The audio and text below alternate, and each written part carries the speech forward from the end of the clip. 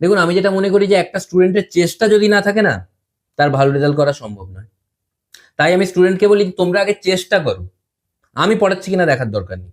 তারপরে ওরা চেষ্টা করে না, আমিও আর পড়াই না। এটা মিউচুয়াল আন্ডারস্ট্যান্ডিং আর কি। আর একটা ভালো টিচার না একটা স্টুডেন্টকে সব থেকে বেশি বোঝে, যেরকমটা আমি বুঝি। কারণ আমি যখন কাউকে পড়া বোঝাই, কোনো স্টুডেন্ট যদি না বুঝে হ্যাঁ বলে, আমি সঙ্গে সঙ্গে বুঝে যাই। বাহ, কি করে? কারণ আমি নিজেই বুঝিনি, ও কি করে বুঝলো। আর ব্যাচের সব স্টুডেন্টকে সমানভাবে সময় দেওয়া উচিত, এটা অনেকে করে না। মানে সমানভাবে সময় না দিলে কোনো স্টুডেন্টের মনে হতে পারে যে স্যার অন্য কাউকে বেশি প্রায়োরিটি দিচ্ছে।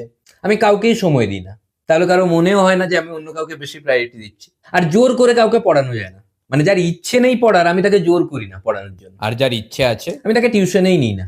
আর একটা গ্যারান্টি আমি স্টুডেন্টদের দিই যে আমার কাছে পড়লে ভবিষ্যৎ উজ্জ্বল। ও, স্টুডেন্টদের ভবিষ্যৎ। না না, আমার ভবিষ্যৎ উজ্জ্বল, স্টুডেন্টদেরটা আমি কি করে বলবো। দেখুন, আমার একার দ্বারা তো সব দেখা সম্ভব নয় না। আপনি কত সময় পড়ান?